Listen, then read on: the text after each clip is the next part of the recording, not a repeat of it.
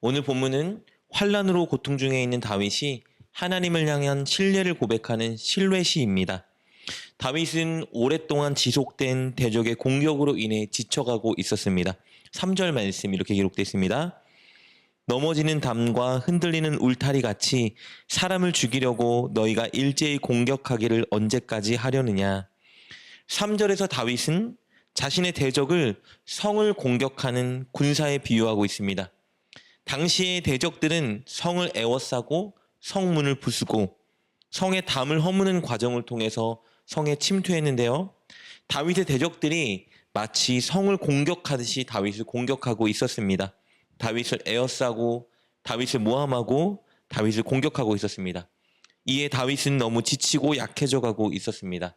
그래서 3절에서 다윗은 자신을 넘어지기 직전의 담 그리고 흔들리는 울타리로 비유하고 있습니다. 대적이 다윗을 뒤흔들어 거의 쓰러지기 직전까지 몰아넣고 있었던 겁니다. 대적의 공격이 얼마나 장시간 지속되었는지 다윗은 3절에서 너희가 언제까지 공격하려느냐라고 묻고 있죠. 장기간 지속된 대적의 공격에 다윗은 약해지고 탈진해가고 있었습니다. 그러나 이런 상황 속에서 다윗은 한 가지 일에 몰두하는데요. 그것은 오직 하나님을 잠잠히 바라는 것이었습니다. 1절입니다. 나의 영혼이 잠잠히 하나님만 바라며 나의 구원이 그에게서 나오는도다. 1절을 원어로 보면요. 나의 영혼이 잠잠히 오직 하나님만 바랍니다입니다. 오직이라는 말로 번역된 히브리어 아크라는 단어는 시편에서 대체적으로요. 앞과 대조되는 내용을 다루거나 다른 사람들과 다른 주장이나 생각을 전개시킬 때 사용하는 언어입니다. 그렇다면 다윗은 오늘 본문에서 위기와 환난 속에서 다른 사람들이 취하는 방식과는 다른 방법을 나는 취한다라고 말하고 있는 거예요. 그것이 오직 하나님만 바라는 것입니다. 환난이 다가올 때, 인생의 어려운 문제가 발생할 때 사람들은 보통 자신의 힘, 경험 혹은 다른 사람들의 도움 혹은 세상의 방식을 의지합니다. 그러나 다윗은 그런 것들을 배제하고 오직 하나님만 잠잠히 바라고 있었습니다. 하나님을 잠잠히 바란다는 말은요. 인간적인 동기와 방법을 구하지 않고 오직 하나님께 모든 것을 전적으로 맡긴다는 의미입니다.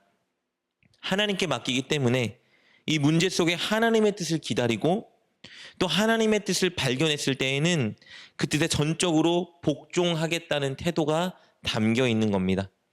다윗이 이렇게 사람들의 방식을 따르지 않고 오직 하나님께 모든 문제를 맡기고 하나님의 뜻을 기다리고 따르겠다 선언한 이유는요. 하나님만이 그에게 구원을 주시는 분인 것을 확신했기 때문입니다. 2절 말씀 이렇게 고백합니다. 오직 그만이 나의 반석이시요 나의 구원이시요 나의 요새이시니 내가 크게 흔들리지 아니하리로다. 다윗은 또 오직이라는 단어, 히브리어로 아크라는 단어를 사용하고 있습니다. 다른 사람들이 의지하고 추구하는 것은 사람이며 돈이며 세상의 것들이지만 다윗은 그들과 다르게 오직 하나님만 의지한다는 것입니다. 9절과 10절 말씀입니다. 아 슬프도다 사람은 입김이며 인생도 속임수이니 저울에 달면 그들은 입김보다 가벼우리로다. 포악을 의지하지 말며 탈취한 것으로 허망하여지지 말며 재물이 늘어도 거기에 마음을 두지 말지어다. 9절과 10절은 사람들이 보통 의지하는 것을 다루고 있습니다. 사람, 재물, 포악, 세상의 방식. 그러나 다윗은 사람들이 의지하는 그것들은 금세 사라져버릴 허무한 것들이라 말하고 있습니다. 그것들은 입김이며 허망한 것들이라 분명히 말하고 있죠. 그러나 하나님은 그렇지 않습니다. 하나님은 견고하고 단단하며 확실한 반석이자 요새이십니다. 2절을 다시 한번 살펴볼까요? 오직 그만이 나의 반석이시오 나의 구원이시오 나의 요새이시니 내가 크게 흔들리지 아니하리로다. 반석, 구원, 요새는 다 같은 의미를 가지고 있습니다. 흔들리지 않는 가장 견고하고 안전한 구원을 의미합니다. 그래서 다윗은 위기와 환난 속에서 오직 하나님만 잠잠히 바라보겠다 결단하고 있는 것입니다. 여러분 다윗의 이 고백이 놀라운 이유는요. 대적의 공격이 장기화되는 상황에 있었기 때문입니다. 대적들은 하루만 다윗을 공격하고 괴롭히고 있는 것이 아니라 장기간 다윗을 모함하고 추격하고 있었습니다. 즉 장기간 하나님의 구원과 도움이 느껴지지 않는 상황이었어요. 그러나 이런 상황 속에서도 다윗이 고백하고 있는 것입니다. 나는 오직 하나님만 잠잠히 바랍니다. 왜냐하면 오직 하나님만이 나의 반석이시고 구원이시고 요새이시기 때문입니다. 그래서 나는 결코 흔들리지 않을 것입니다. 고백합니다. 그리고 다윗은 하나님을 의지하는 자신의 이 태도를 백성들에게 권면하고 교훈합니다. 8절 말씀입니다. 백성들아, 시시로 그를 의지하고 그의 앞에 마음을 토하라. 하나님은 우리의 피난처시로다. 셀라. 다윗은 시시로 하나님을 의지하라고 권면합니다. 시시로는 항상, 늘이라는 의미입니다. 어떤 순간에도 하나님을 의지하라 권면하고 있는 것이죠. 그리고 또 한 가지를 권면하는데요. 하나님 앞에 마음을 토하라는 것입니다. 여기서 토하라는 말을 원어로 보면요. 물을 쏟아내다라는 의미입니다.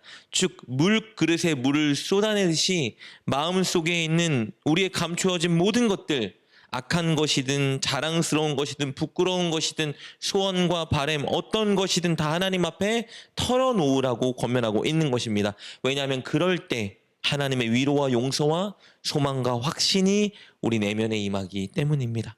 여러분, 그렇다면 하나님만 잠잠히 바란다는 의미는 단순히 하나님 앞에 침묵하고 있는 것을 의미하는 것이 아니라요. 세상의 방법이나 사람을 의지하지 않고 오직 하나님만 의지하여 하나님의 뜻을 구하는 것과 동시에 내 마음에 담긴 모든 감정과 근심과 소원을 하나님께 다 털어놓는 것을 의미하는 것입니다. 그럴 때 분명히 하나님의 위로와 용서와 소망과 임재를 경험하게 될 것입니다. 사랑하는 여러분, 혹시 여러분 인생에 어려움이 있다면 다른 것을 의지하지 마시고 오직 하나님만 잠잠히 바라십시오. 하나님께 모든 짐을 맡기시고 하나님의 뜻을 묻고 기다리십시오. 그리고 하나님의 마음과 뜻을 여러분에게 가르쳐 주실 때에 순종하십시오. 동시에 하나님 앞에 여러분의 모든 감정과 마음을 다 털어놓으십시오. 어떤 감정이든 숨기지 마시고 하나님께 털어놓을 때 분명히 하나님의 위로와 용서와 소망이 여러분의 마음을 지배하게 될 것입니다.